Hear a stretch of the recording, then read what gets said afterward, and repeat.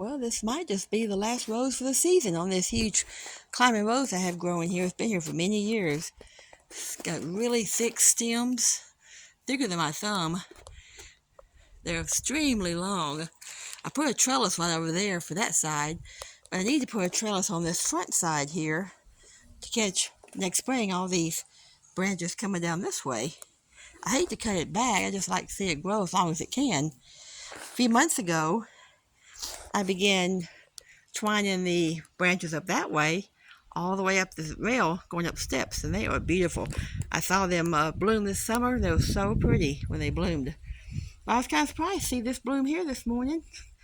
I didn't even see a bud on it yesterday anywhere.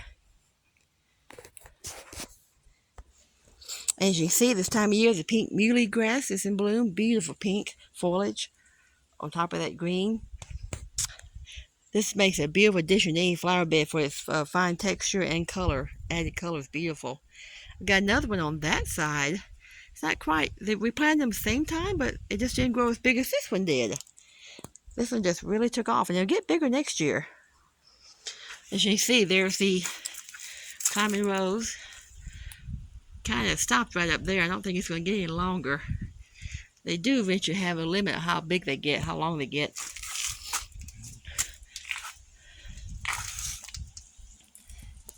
See a few birds up there taking advantage of the nice breeze today. Wait till it comes back. I lost it. A few of these little knockout roses are still in bloom. The hibiscus is about to fade out for the winter. Got a little bitty dianthus. Where is it down there?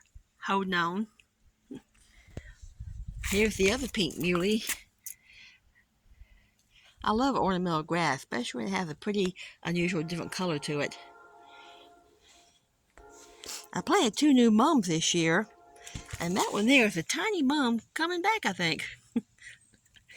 But when it gets colder around frost time, I'll trim by then these blooms would be faded out, almost dead. I'll trim them off and put a lot of mulch around this for the winter time. And I have another one that's in a pot. This is, well, you can say this is a pot, but it's a huge pot. I won't try to bring that in. But the other one, I'm going to trim it down also and just stick it in the garage. And this one I'll leave out here and put mulch on it. Then come springtime, I'll see which one did best. The petunias are still blooming nice for this time of year. They like it when it gets cool. They're getting a little thin looking, but they are still blooming. You can tell back here winter is slowly coming. The impatiens are fading out. 4 o'clocks are doing well still. Over here, I want to show you something new I bought a few days ago. It was half price at Lowe's on clearance because they thought it was, I guess, going to die. But it's a beautiful, beautiful camellia.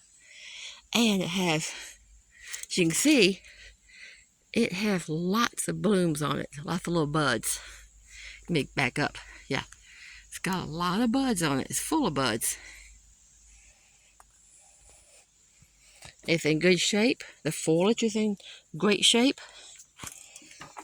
There's more buds over here, you can see. And you see it's going to be, hopefully, a really pretty red color.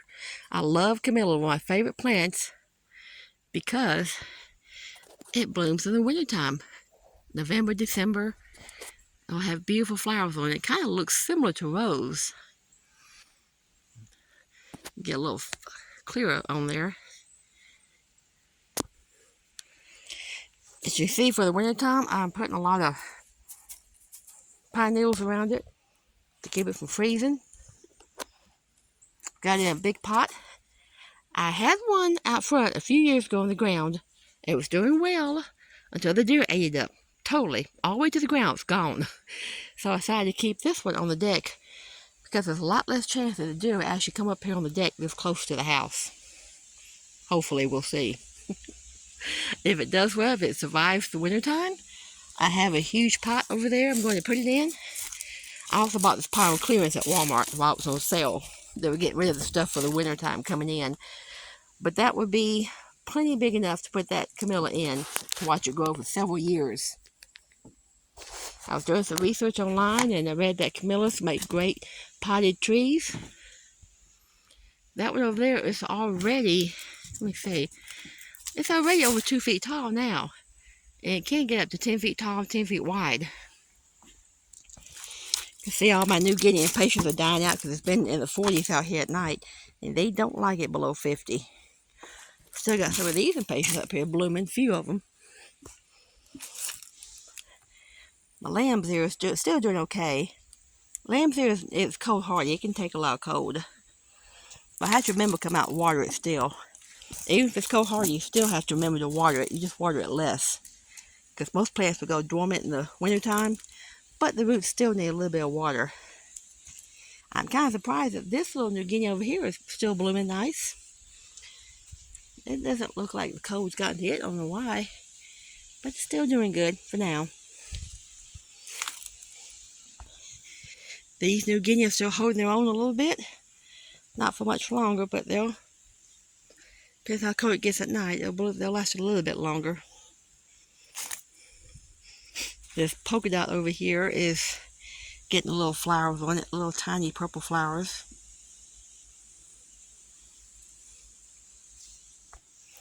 And my agora right here is has been blooming again a little bit.